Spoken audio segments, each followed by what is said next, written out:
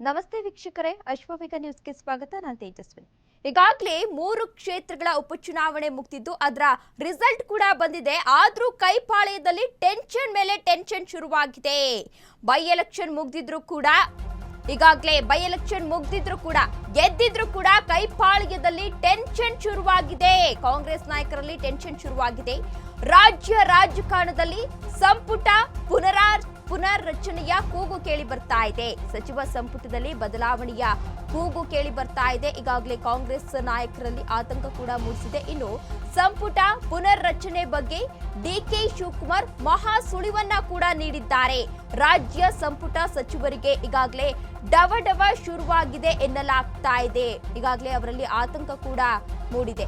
Election ಗೆದ್ರು ಕೂಡ Congress ಸಚಿವರಲ್ಲಿ tension ತಗ್ತಾ ಇಲ್ಲ, ಕಡಿಮೆ ಆಗ್ತಾ ಇಲ್ಲ. ಪರ್ಫಾರ್ಮೆನ್ಸ್ ಕಾರ್ಡ್ ಮೇಲಿದೆ ಸಚಿವರ ಭವಿಷ್ಯ ಎನ್ನಲಾಗ್ತಾ ಇದೆ. ಬೈ ಎಲೆಕ್ಷನ್ ಗೆದ್ರು ಕೂಡ ಸಚಿವರ ಬಗ್ಗೆ ಹೈಕಮಾಂಡ್ಗೆ ಈಗಾಗಲೇ ಮಾಹಿತಿಯನ್ನ ರವಾನೆಯನ್ನ ಮಾಡಲಾಗಿದೆ ಎನ್ನುವ ಮಾಹಿತಿ ಸಿಗ್ತಾ ಇದೆ.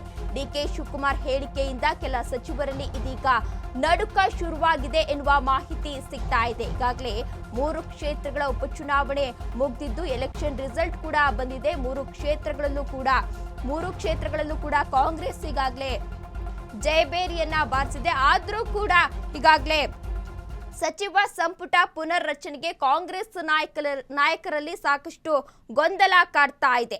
ಬೈ ಎಲೆಕ್ಷನ್ ಗೆದ್ದ ಖುಷಿಯಲ್ಲಿರುವ ಸರ್ಕಾರದ ವಿರುದ್ಧ ಈಗ ಸಾಲು ಹಗರಣ ಆರೋಪದ ತಲೆಬಿಸಿಯಲ್ಲಿರುವ ಸಿದ್ದರಾಮಯ್ಯಗೆ ಸಂಪುಟ ಪುನರ್ರಚನೆಯ ತಲೆನೋವು ಈಗಾಗಲೇ ಶುರುವಾಗಿದೆ. ಉಪಚುನಾವಣೆಯ ಫಲಿತಾಂಶದ ಬೆನ್ನಲ್ಲೇ ಸಂಪುಟ ಪುನರ್ರಚನೆಯ ಬಗ್ಗೆ ಈಗಾಗಲೇ ಚರ್ಚೆ ಕೂಡ ಜೋರಾಗ್ತಾ ಇದೆ. ಇನ್ನು ಈ ಸಂಬಂಧ ಡಿಕೆ ಶಿವಕುಮಾರ್ ಸುಳಿವು ಕೂಡ ನೀಡಿದ್ದು ಸಚಿವಾಕಾಂಕ್ಷಿಗಳು ಎದ್ದು ನಿಲ್ಲುವಂತೆ ಮಾಡಿದೆ ಎನ್ನಲಾಗ್ತಾ ಇದೆ. ಉಪಚುನಾವಣೆಯಲ್ಲಿ ಕಾಂಗ್ರೆಸ್ ಗೆಲುವು.